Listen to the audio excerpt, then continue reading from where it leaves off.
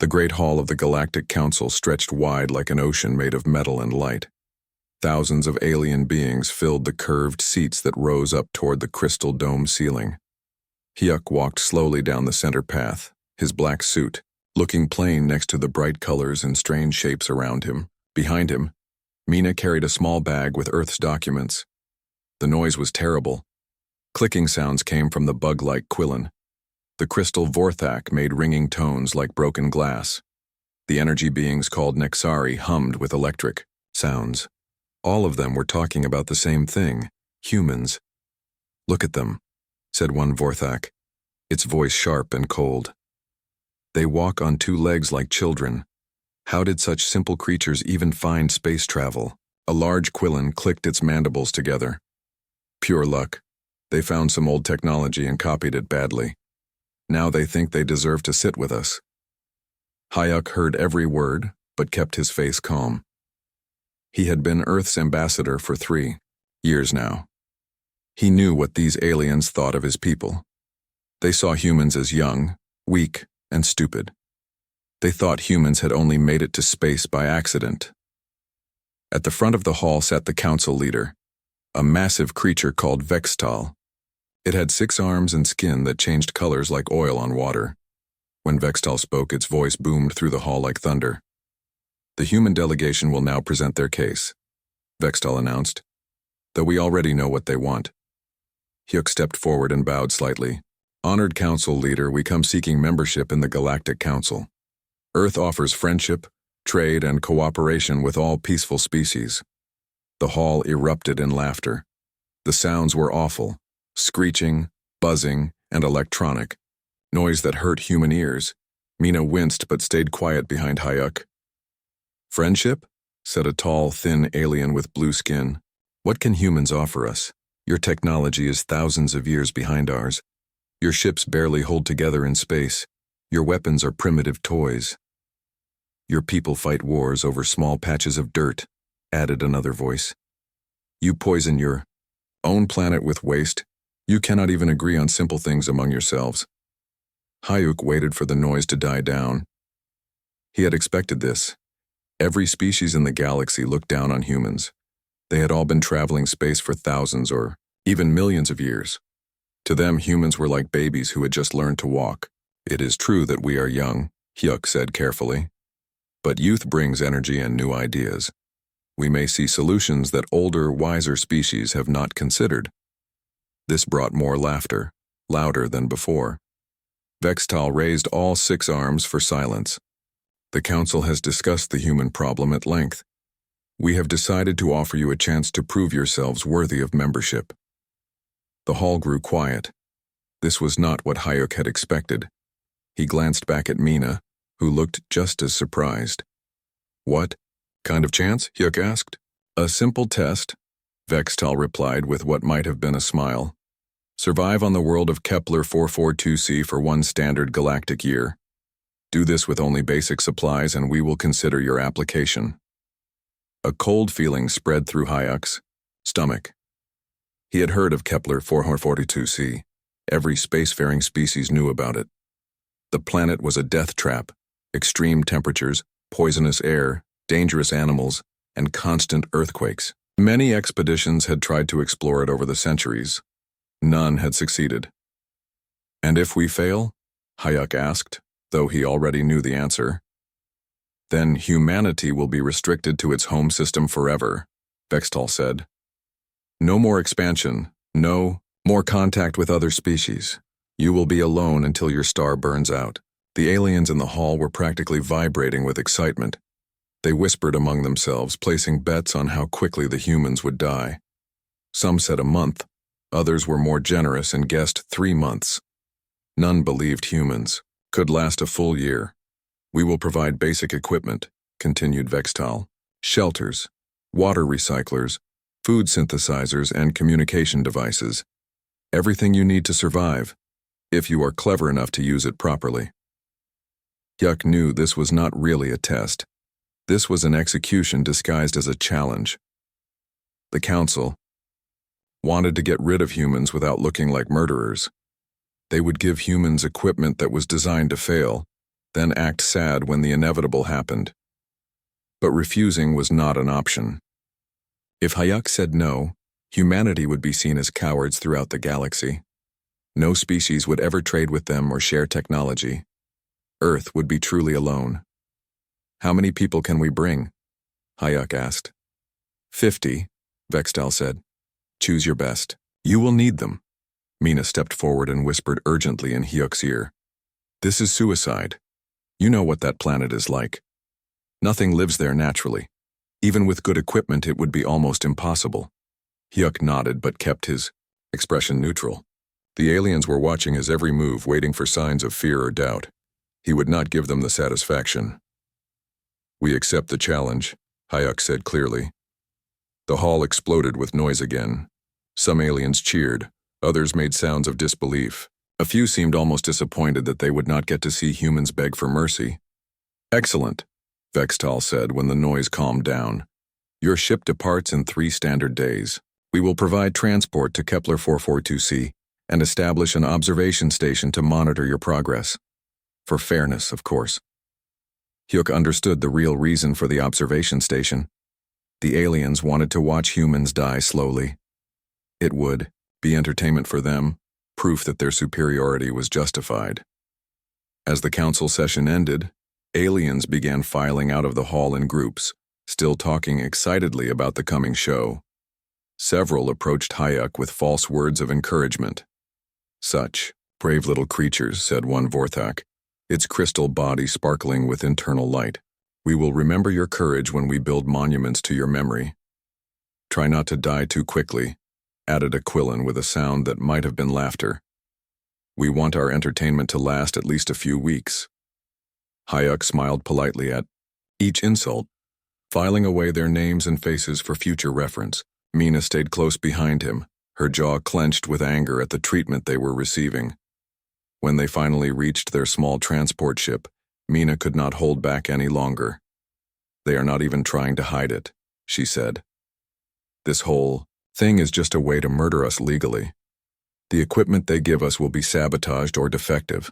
The planet will kill anyone who tries to live there long term." "I know," HFY said calmly as he activated his personal computer. "But we have 3 days to prepare. Begin contacting our best people on Earth. We need engineers, scientists, doctors, and survival experts." "What is the point?" Mina asked. "Even our best people cannot survive on a world that kills everything." HFY looked up from his computer with a slight smile. It was the first genuine expression he had shown since arriving at the council station. "The aliens are making the same mistake everyone always makes," he said. "They think they understand humans based on what they see in our official records. They see our wars, our pollution, our arguments, and they think that is all we are." "What do you mean?" "They have never seen what humans do when we are truly desperate," HFY explained. "They have never watched us turn impossible situations into opportunities. They judge us by their own standards, but we do not play by their rules." Mina looked puzzled, but she began working on the computer anyway. HFY was already making plans. The aliens expected humans to follow normal procedures, to use equipment the way it was designed, to accept limitations as permanent. They were about to learn that humans had a different approach to problems. When standard solutions did not work, humans invented new ones. When equipment was inadequate, they improved it. When situations seemed hopeless, they found hope anyway. The galaxy was about to discover that underestimating human ingenuity was their fatal mistake. The transport ship shook violently as it entered the atmosphere of Kepler 442c. Through the small windows, HFY could see swirling clouds of yellow and green gas. Lightning flashed between them like angry fingers reaching down toward the surface. "Atmospheric composition is toxic to human life," reported Hana from her seat near the communications panel. "Oxygen levels are too low. Carbon dioxide is too high. There are also trace amounts of sulfur compounds and methane." Day looked up from his engineering tablet. "Surface temperature varies from -40 degrees at night to +60 degrees during the day. The gravity is 30% higher than Earth normal. Seismic activity is constant. In other words, it is a perfect vacation spot," muttered Tay. checking her medical supplies one more time. Yuna pressed her face against a window, studying the landscape below. I can see some plant life, but it looks different from anything in our databases. The soil appears to have high mineral content, possibly metallic compounds that would be poisonous to most earth crops. The alien pilot, a four-armed creature with gray skin, spoke without turning around. Landing zone ahead. You have 15 minutes to unload your equipment before I depart. The observation station will monitor your progress from orbit. Hyuk stood and addressed his team of 50 people. Each person had been carefully chosen for their skills and ability to work under pressure. Besides the core team, there were additional engineers, doctors, botanists, geologists, and survival experts. All of them understood that this mission was probably a death sentence. Remember what we discussed during the journey, Hyuk said. Everything they give us is designed to fail. We treat this as a salvage operation from the beginning. Take apart every piece of equipment and learn how it works. Find ways to improve it or repair it when it breaks. The ship landed with a hard bump on rocky ground. Through the windows, they could see a flat area surrounded by strange, twisted rock formations. The sky above was the color of old brass with two small suns visible through the toxic clouds. The loading ramp opened with a hiss, and immediately everyone could smell the alien air. Even through their breathing masks, the odor was sharp and metallic. It stung their noses and made their eyes water. "Welcome to paradise," said Day sarcastically as he began organizing the unloading process. The aliens had provided exactly what they promised: basic equipment for 50 people. There were 10 shelter pods that looked like metal eggs, each one supposed to house 5 people. Water recycling units that were clearly old and worn out. Food synthesizers that made suspicious grinding noises when activated. Communication devices. That seemed to work, but Hana was already suspicious of their real capabilities. The alien pilot watched them unload with obvious amusement.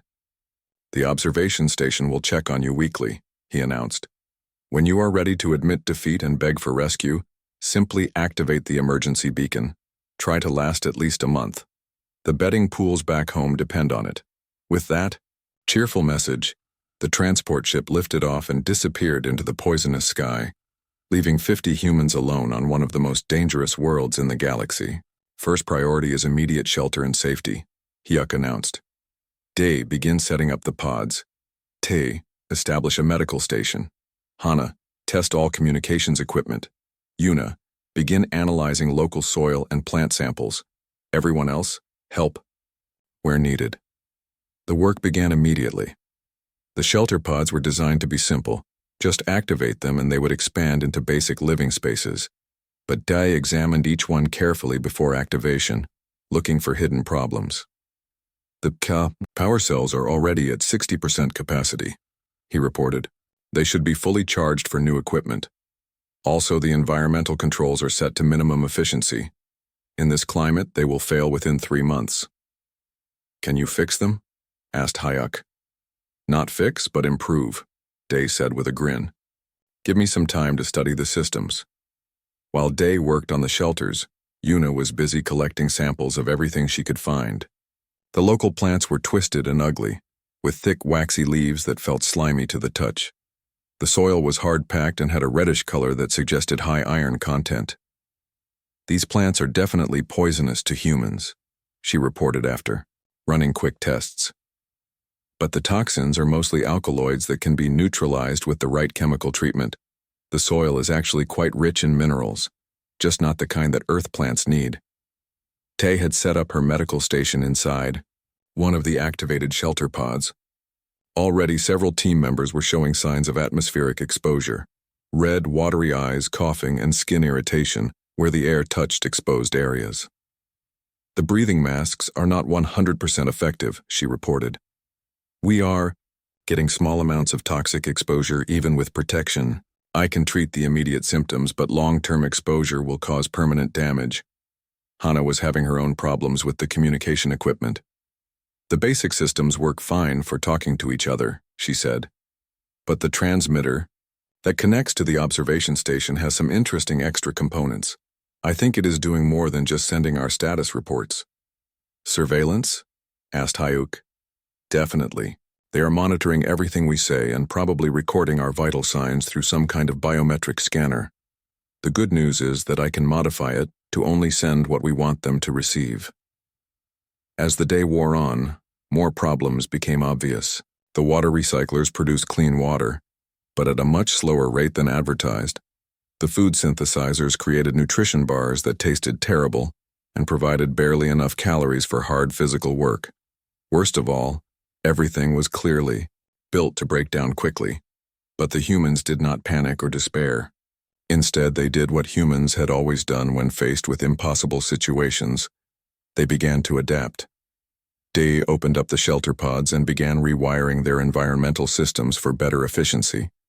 He also started collecting spare parts, from damaged equipment to use for future repairs. Una began experiments to neutralize the plant toxins, thinking that local vegetation might be turned into emergency food if their synthesizers failed. She also tested the soil to see what modifications might make it suitable for growing earth plants. Tay created detailed medical records for everyone, tracking the effects of atmospheric exposure and developing treatments from their limited medical supplies. She also began studying the local environment for anything that might have medical uses. Hana worked on the communication systems, learning how to control what information went back to the alien observers. She also began building better internal communications for the team.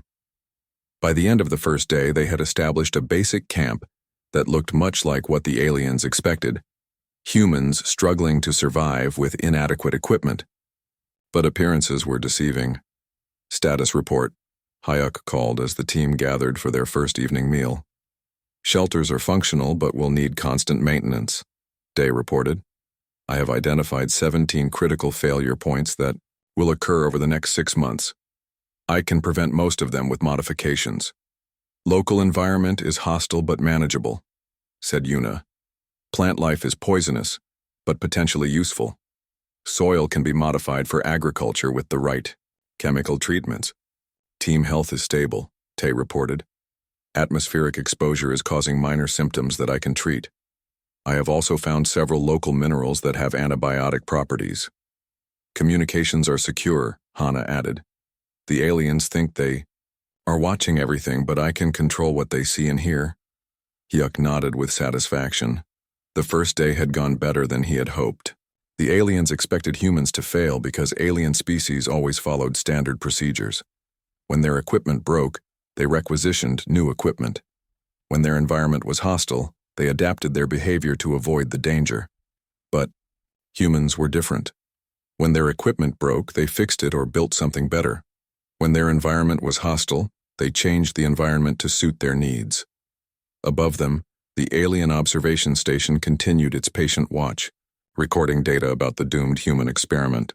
The aliens were confident that these primitive creatures would be begging for rescue within weeks. They had no idea that they were watching the beginning of something extraordinary. The humans were not just surviving, they were learning, adapting, and preparing to turn their death trap into a home. The galaxy's fatal mistake was about to become apparent, but it would take time for the lesson to sink in. 3 months after landing on Kepler 4c, the first major equipment failure occurred exactly when D had predicted it would. The primary water recycler made a grinding sound, shuddered twice, and stopped working completely. Right on schedule, Day said calmly as he examined the dead machine. The filtration system was designed with a built-in weakness. After processing a certain amount of water, the filters would clog beyond cleaning and the pump motor would burn out. Above them in orbit, the alien observers detected the failure immediately through their monitoring systems.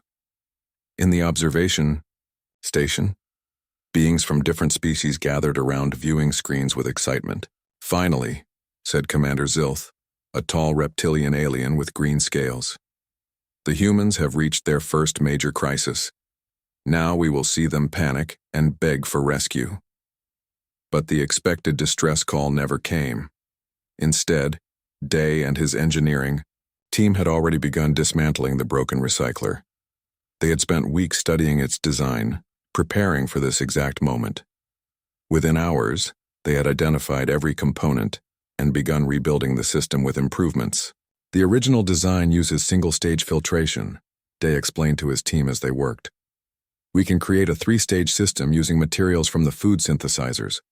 The pump motor burned out because it was overworked, but we can reduce the load by adding a gravity-fed pre-filter system. While the engineers worked on water production, Yuna had her own breakthrough with food supplies. The synthesizers had begun producing nutrition bars with declining nutritional value, another built-in failure designed to slowly starve the humans. But Yuna had been experimenting with the local plant life for months. She had found ways to neutralize the toxins and discovered that several native species were actually quite nutritious when properly prepared. The key is heat treatment, combined with alkaline solutions, she explained to Tay, as they processed a batch of local vegetation. The plants use alkaloids as protection against native predators, but those same compounds break down into harmless nutrients when treated correctly. She had also made progress with the soil. By adding organic matter from their waste recycling systems and adjusting the mineral content with processed materials from broken equipment, she had created small garden plots where earth seeds could actually grow. The first tomatoes should be ready for harvest in 2 weeks, when she reported proudly. The carrots and potatoes are also doing well. Within 6 months, we could be producing most of our own food. Tay had been equally busy solving medical challenges. The atmospheric exposure that had caused problems during the first weeks was now completely under control. She had developed protective treatments using local minerals, and had even found ways to improve their breathing masks. The sulfur compounds in the atmosphere are actually beneficial in small amounts, she discovered. They have natural antibiotic properties. By controlling our exposure levels, we can use the local environment to boost our immune systems rather than damage them. She had also created a complete medical facility inside one of the larger shelters. Using salvaged materials from broken equipment, she built diagnostic tools that were more advanced than what the aliens had provided originally. Meanwhile, Hana had turned the communication systems into something far beyond what their creators intended.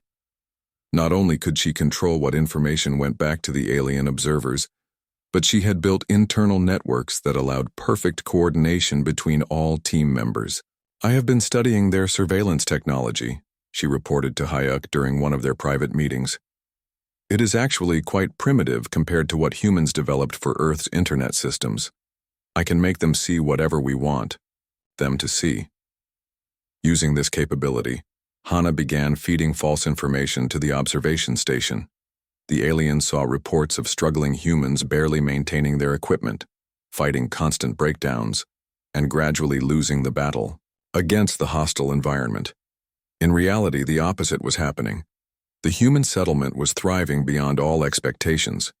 The modified water recyclers were producing more clean water than the original systems ever could. The food gardens were providing fresh vegetables to supplement their improving nutrition bars. The medical facility was keeping everyone in perfect health despite the challenging environment.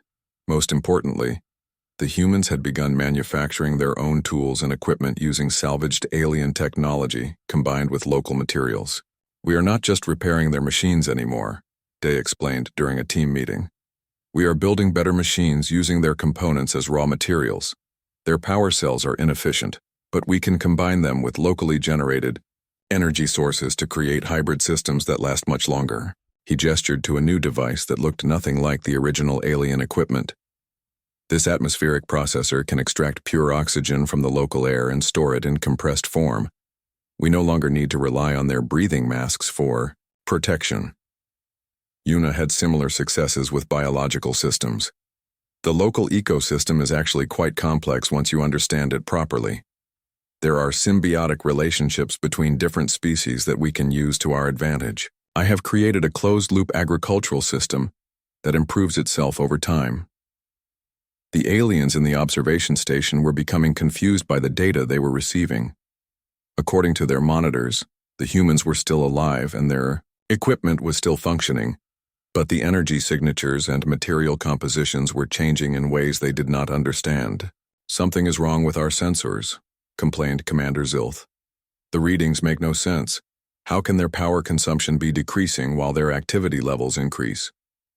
Perhaps their equipment is failing in stages, suggested another observer. The final collapse may be more gradual than we expected.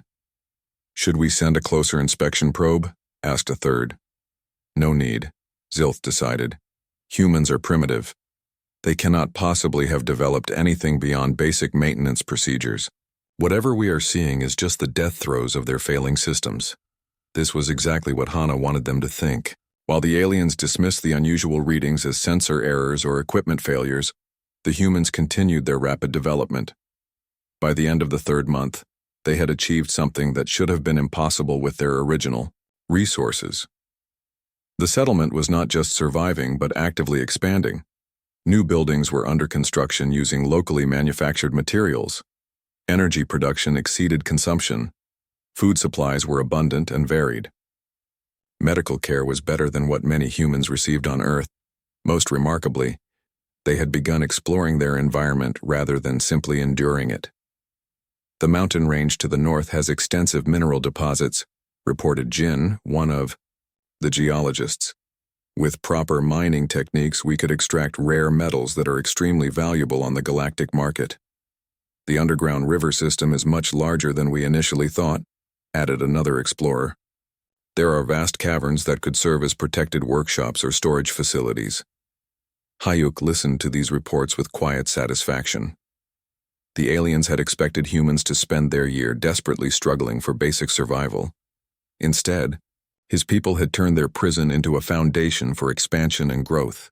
Begin Phase 2 of our development plan, he announced. We are no longer just surviving on this world. We are claiming it as our own. The team members smiled at each other with the confidence of people who had turned an impossible situation into an opportunity. They had learned something important about themselves during these 3 months of constant challenges. Humans were not just good at surviving difficult situations. They were exceptionally good at making difficult situations better than they were before. Above them, the alien observers continued their patient watch, completely unaware that they were witnessing the birth of something that would change the galaxy forever. They thought they were watching humans die slowly. In reality, they were watching humans learn how to thrive anywhere in the universe. 6 months into their stay on Kepler 442c, the humans achieved something that shocked even themselves. They had not just survived or adapted, they had completely transformed their understanding of what was possible. It began when Day made a discovery that changed everything. I have been analyzing the alien technology for months, he announced during a morning briefing. I finally understand why it seemed so primitive despite coming from advanced civilizations. He activated a holographic display showing the internal components of various alien devices. Look at these designs. Every component is built to exact specifications with no room for modification or improvement. The aliens who made these machines were thinking only about preventing failure, not about optimizing performance. Hyuk studied the display with interest. What does that mean for us? It means they have forgotten how to innovate, Day explained excitedly.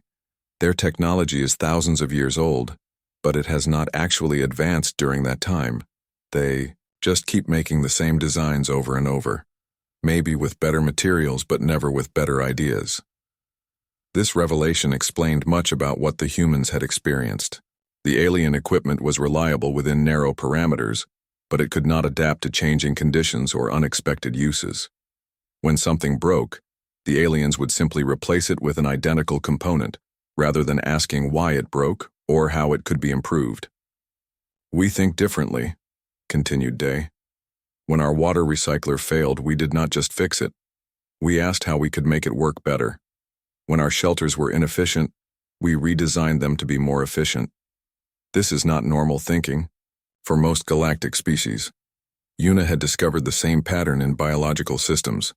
The local ecosystem is actually quite stable, she reported.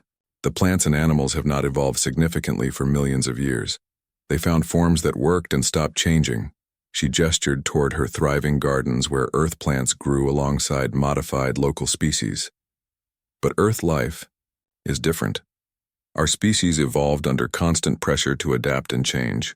We bring that same adaptability to everything we do. The proof was everywhere around them.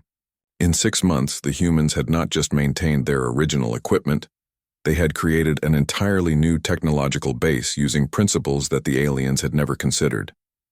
The water recycling systems now produced 5 times more clean water than the original design, using half the energy. The food production systems combined alien technology with Earth agriculture and local biology to create nutrition sources that were superior to anything available on most civilized worlds. The shelter systems had been completely rebuilt using locally manufactured materials that were stronger and more flexible than the original components. The new buildings could withstand temperature extremes and seismic activity that would destroy most alien architecture. Most importantly, they had created manufacturing systems that could produce any component they needed using local materials and salvaged alien technology. "We are not just using their machines anymore," explained Kai, one of the manufacturing specialists.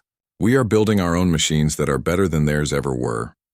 He showed them through the workshop areas that had been carved into the underground caverns. Advanced 3D printing systems created components from processed local minerals. Chemical processing plants extracted pure materials from the planet's abundant resources. Assembly lines put together complex devices using hybrid human-alien designs. "The aliens think technology means having the right equipment," Kai continued. "But humans understand that technology means having the right knowledge. Equipment breaks down. Knowledge grows stronger over time."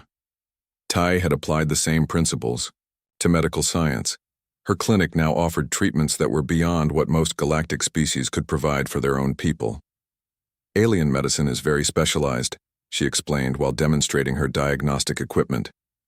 "Each species has treatments that work for their own biology, but they cannot adapt those treatments for other species or new conditions." She activated a scanner that examined a patient in seconds, providing detailed information about their health status.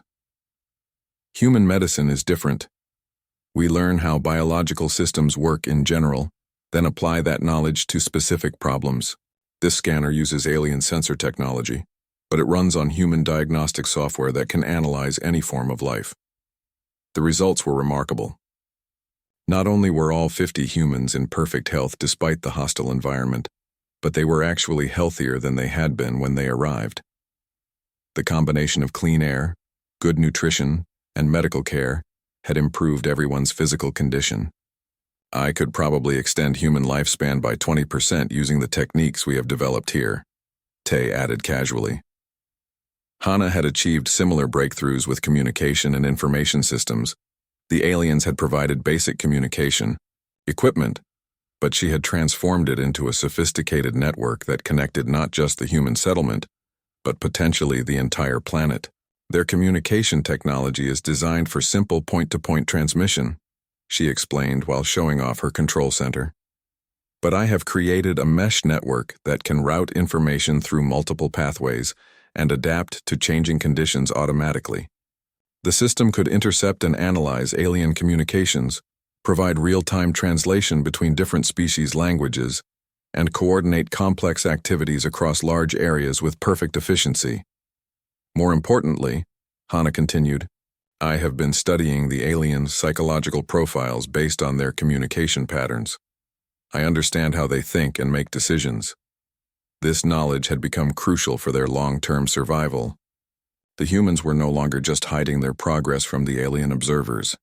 They were actively managing what the aliens believed about human capabilities. They expect us to think like they do," Hayek realized during one of their strategy sessions.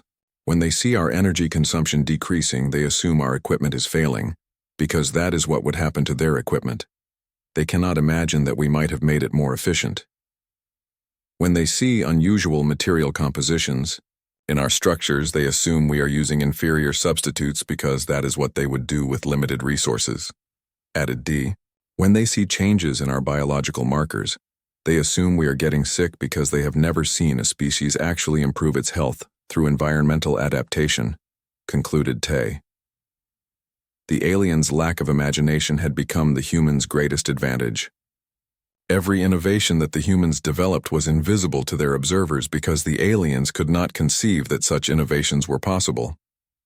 "We have discovered something important about galactic civilization," Hayek announced to his team. "All of these advanced species have become stagnant. They have technology, but they have lost the ability to advance that technology. They have knowledge, but they cannot create new knowledge." He gestured toward their transformed settlement, which now looked more like a research facility than a survival camp. They gave us a death trap and expected us to die in it. Instead, we have turned it into a laboratory for developing capabilities that exceed anything available elsewhere in the galaxy. The humans had uncovered the galaxy's greatest secret. Advancement had stopped. Every alien species had reached a comfortable level of technology and then settled into permanent stability. They maintained their civilizations and traveled between stars, but they no longer pushed the boundaries of what was possible. They underestimated us because they have forgotten what real advancement looks like, Day observed. To them, we appear primitive because our technology is newer and different from theirs. They cannot recognize that newer and different might also mean better. As their 6-month mark approached, the humans faced a decision. They could continue hiding their capabilities and complete the challenge by appearing to barely survive. Or, they could begin revealing what they had actually accomplished. The aliens think they are testing whether humans deserve to join galactic civilization, Hayek said thoughtfully. But we have discovered that galactic civilization needs humans more than humans need galactic civilization. The galaxy had made a fatal mistake by underestimating human ingenuity. Now the question was whether the humans would correct that mistake, gently or dramatically. Above them, the alien observation station continued its watch, completely unaware that the primitive species they were monitoring had already surpassed their own technological capabilities. 10 months into the challenge, the alien observation station detected something that made no sense according to their understanding of physics, biology, and technology. The energy readings from the human settlement had not just stabilized, they were showing impossible efficiency levels. The material composition scans revealed substances that should not exist on Kepler 442c. Most disturbing of all, the biological markers from the human survivors suggested they were not just healthy, but healthier than baseline human norms. Commander Zilth stared at the data displays with growing alarm. "Run a full diagnostic on all sensors," he ordered. "These readings are obviously wrong." The diagnostic came back clean. All equipment was functioning perfectly. "Sir," reported one of the technicians, "I am detecting structured electromagnetic emissions from the surface. It looks like they have built some kind of advanced communication array." "That is impossible," Zilth snapped. "We gave them basic equipment only. They do not have the materials or knowledge to build advanced systems." But even as he spoke, Zilth knew something extraordinary was happening on the surface. The evidence was undeniable, even if it was incomprehensible. On Kepler 442c, Hyuk stood in the central command center that his people had built deep underground. Banks of monitors showed views from around their settlement, data streams from their various projects, and most importantly, real-time surveillance of the alien observation station above. "They are becoming suspicious," Hana reported from her communication console. "Their scanning frequency has increased by 300% in the last week. They know something is wrong, but they cannot figure out what." "Are you ready to begin the revelation?" Hayuk asked his core team. Day nodded confidently. "All systems are online. We can demonstrate capabilities that will shock them. The agricultural and biological systems are beyond anything in their databases," Yuna added. "When they see what we have created, they will not believe it is possible. I have medical technologies that can revolutionize healthcare for every species in the galaxy," Tay said. "They will want to study everything we have developed. And I can give them a communication experience they will never forget," Hana concluded with a smile. Yuk activated the main display screen. "Then it is time to show the galaxy what human ingenuity really means." The first sign of change came when the alien observation station sensors detected a massive power surge from the human settlement. Energy readings spiked to levels that should have been impossible with the equipment they had provided. "What is happening down there?" demanded Zilth. "Are their reactors overloading?" Before anyone could answer, something unprecedented occurred. The observation station's communication systems came alive with an incoming transmission, not from their equipment on the surface, but from a source they had never encountered before. Hyuk's voice came through with perfect clarity, speaking simultaneously in a dozen different alien languages. "Greetings, observers. We believe it is time for a proper introduction." The aliens in the observation station looked at each other in shock. How were the humans communicating directly with their ship? How did they know so many galactic languages? How had they even detected the observation station's location?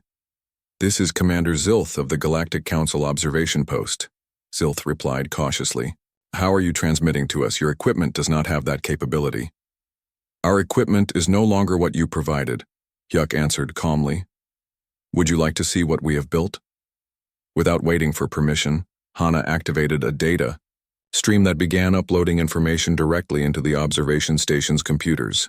The aliens watched in amazement as detailed scans of the human settlement appeared on their screens. What they saw was impossible. The surface of Kepler 442c, which should have been dotted with failing shelters and desperate humans, instead showed a thriving technological complex. Buildings made of unknown materials rose from the rocky ground.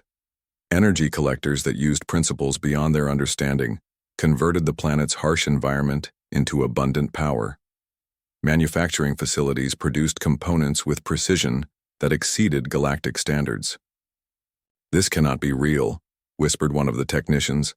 "They are showing us computer simulations." But the data streams were coming directly from their own sensors, enhanced and interpreted by human technology. Every reading confirmed that the images were accurate representations of what existed on the surface. "Perhaps you would prefer a demonstration," Hyuk suggested. Suddenly, the observation station detected multiple objects launching from the surface. The aliens' defensive systems immediately activated, but the approaching objects transmitted peaceful identification codes in proper galactic format. "They are unmanned probes," reported the sensor operator, "but the design is unlike anything in our databases." The probes took positions around the observation station and began transmitting detailed scans of the alien ship itself. Within minutes, the humans had complete blueprints of technology that was supposed to be far beyond their understanding. "Your ship uses interesting engineering principles." Day's voice joined the conversation. "The power distribution system is quite efficient, though we have found ways to improve upon the basic design. Would you like us to show you how to increase your engine efficiency by 40%? Commander Zilth was speechless. These humans were not just surviving on a death world. They were casually offering to improve technology that had taken his species thousands of years to develop. "How is this possible?" he finally managed to ask. "The question you should be asking," Hyuk replied, "is why you thought it was impossible." The data uploads continued. The aliens saw agricultural systems that could grow abundant food in any environment, medical technologies that could treat conditions across multiple species, manufacturing processes that could create complex equipment from basic raw materials, communication networks that could connect entire planets with perfect efficiency. Every system showed the same pattern. Human innovation had taken alien technology as a starting point, then improved upon it in ways that the original creators had never imagined possible. "We have been studying your species during our time here," Yuna's voice added to the conversation. "Your civilizations are remarkable in many ways, but you all share one critical limitation. You have forgotten how to grow." "What do you mean?" asked Zilth. "Your technology is thousands of years old," Tay explained. "You have refined it and maintained it, but you have not fundamentally advanced it. You use the same principles, the same approaches, the same solutions that your ancestors developed long ago." "But humans are different," Hana continued. "We have only been in space for a few decades, but we approach every problem as an opportunity to learn something new. When something breaks, we do not just fix it, we ask how we can make it better than it was before. When we encounter a hostile environment, we do not just adapt to it, we adapt it to serve our needs," added Day. "When we face limitations, we do not accept them, we find ways to transcend them," concluded Hyuk. The implications were staggering. The Galactic Council had assumed that humans were primitive because their technology was young and unfamiliar. But youth had been humanity's greatest advantage, not a weakness. While other species had become comfortable with their existing capabilities, humans retained the drive to constantly improve and innovate. They saw every challenge as a puzzle to be solved, every limitation as a barrier to be overcome. "You gave us a test designed to prove that humans are unworthy of joining galactic civilization," Hyuk said. but we have discovered that galactic civilization is unworthy of human potential. The observation station fell silent as the aliens tried to process what they were learning.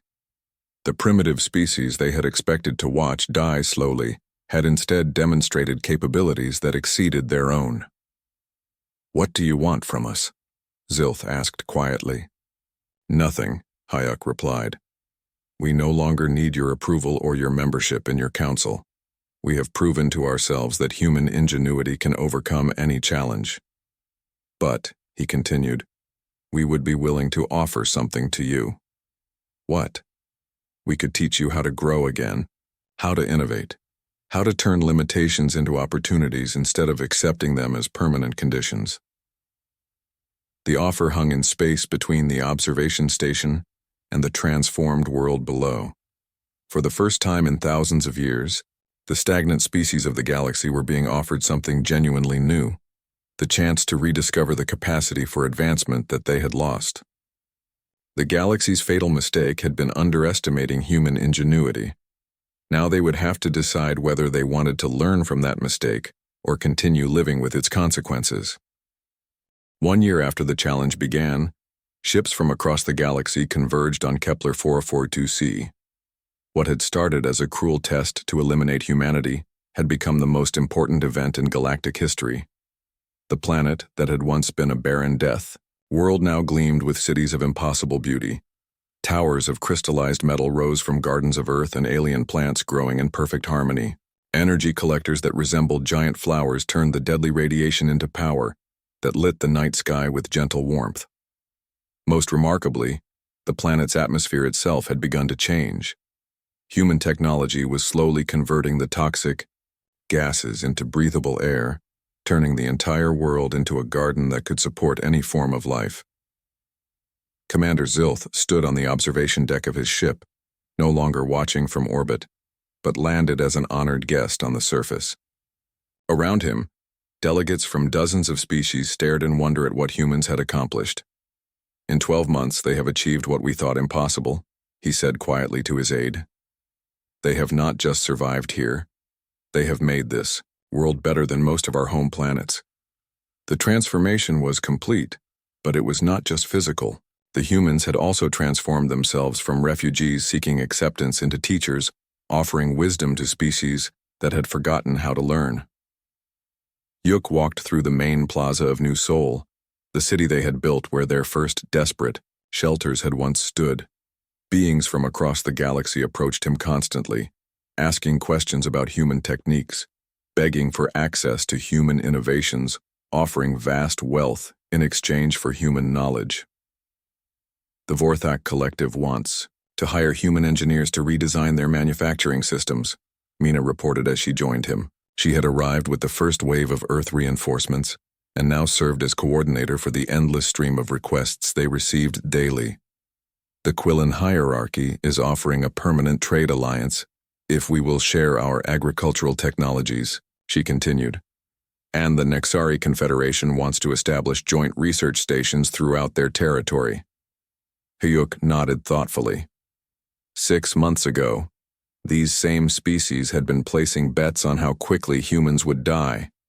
Now they competed, desperately for human attention and cooperation. "What is the status of our own expansion?" he asked. 37 worlds have requested human settlement teams, Mina replied. "Each one offers full planetary rights in exchange for terraforming and development services. We could have an empire spanning half the galaxy within a decade." But empire was not what the humans wanted. They had learned something more valuable than political power during their year of transformation. In the central administration building, Day worked with engineering students from a dozen different species. The aliens watched in fascination as he demonstrated principles that their own experts had never considered. "The key is not to build things that last forever," he explained, while assembling a device that seemed to reshape itself as he worked. "The key is to build things that can become better over time. Every system should be designed to learn from its own operation and improve its performance automatically." His students, beings who had advanced degrees from the most prestigious institutes in the galaxy, took notes frantically. They were learning concepts that would revolutionize technology throughout known space. In the Biological Research Center, Yuna had attracted attention from species that had considered themselves masters of life sciences. Her laboratories contained living systems that blurred the line between biology and technology, creating new possibilities for medicine, agriculture, and environmental management. Life is not something you control, she explained to a group of visiting scientists. Life is something you partner with. When you work with biological systems instead of trying to dominate them, they will do things that pure technology cannot achieve. She gestured toward a wall covered in what looked like living circuits, biological systems that processed information, stored data, and adapted to changing conditions more efficiently than any computer the aliens had ever built. Tay had established the first truly universal medical facility in galactic history. Her treatment centers could diagnose and heal conditions in any known species, using principles that combined the best of human medical science with adapted alien technologies. Every species in the galaxy developed medicine by studying their own biology, she explained to a gathering of the galaxy's top physicians. But humans developed medicine by studying how biology works in general. This allows us to create treatments that work across species barriers. Her demonstration cases were miraculous. Vorthak crystal beings whose internal structures had been damaged in ways their own doctors considered incurable. Quillan hive minds suffering from coordination disorders that had puzzled their species for centuries. Nexari energy forms experiencing degradation that their science could not explain. All of them were not just treated but cured, using techniques that human ingenuity had developed during the desperate months of survival on a hostile world. Hana had become the most sought-after being in the galaxy. Her communication innovations had solved problems that had existed since the first interstellar contact between different species. Language is not just about words, she explained during a demonstration that connected beings from 6 different species in perfect real-time understanding. Language is about sharing thoughts, emotions, and concepts. When you truly understand how consciousness works, you can build bridges between any two minds. Her translation systems did not just convert words from one language to another. They translated entire ways of thinking, allowing species with completely different mental structures to communicate as if they shared the same culture. But the greatest transformation was not in any specific technology. It was in the attitude of the galactic community itself. For thousands of years, different species had coexisted peacefully but separately. Each maintained their own territories, their own technologies, their own solutions to universal problems. Contact between species was formal and limited, focused on trade and basic diplomacy. Humans had changed all of that by demonstrating something the galaxy had forgotten was possible: genuine advancement through cooperation and innovation. We are not trying to rule the galaxy, Hayuk explained during the formal ceremony marking the end of their one-year challenge. We are trying to help the galaxy remember how to grow. The great hall they had built for the occasion was larger than the original Galactic Council chambers, but it felt warmer and more welcoming. Representatives from every known species sat together in mixed groups, sharing ideas and making plans for joint projects. Human ingenuity is not a human-only trait, Hayuk continued. Every species in this galaxy once had the same drive to explore, experiment, and improve. You all achieved great things when you were young civilizations pushing the boundaries of possibility. He gestured toward the mixed audience of humans and aliens working together on tablet computers and holographic displays. What we offer is not human technology, but human perspective. We can help you remember what it feels like to see problems as opportunities rather than obstacles. The response was overwhelming. The formal Galactic Council had become irrelevant overnight. In its place, a new organization was forming, the Galactic Innovation Alliance, where humans served not as members seeking acceptance, but as teachers helping others rediscover their own potential. Species that had not spoken to each other for centuries began collaborating on projects that would benefit everyone. Technologies that had remained static for millennia were suddenly advancing at rates that seemed magical. Most importantly, the galaxy was learning to think like humans, to see every limitation as a temporary condition that could be overcome, with enough creativity and determination. As Hayuk stood on the observation platform of New Sol, Watching ships from dozens of worlds coming and going in the busy traffic of interstellar cooperation, he reflected on the journey that had brought them to this point. A year ago, humanity had been a minor species begging for acceptance from their betters. Today, they were the teachers of a galaxy that had rediscovered its capacity for wonder. The aliens had intended to teach humans a lesson about their place in the universe. Instead, they had learned a lesson about human ingenuity that would reshape the galaxy for thousands of years to come. Their fatal mistake had been underestimating what humans could accomplish when they refused to accept the impossible as permanent. Now the galaxy would never make that mistake again. In the distance, new ships arrived carrying eager students from species that had never imagined they still had anything to learn. The age of human ingenuity had begun, and the universe would never be the same.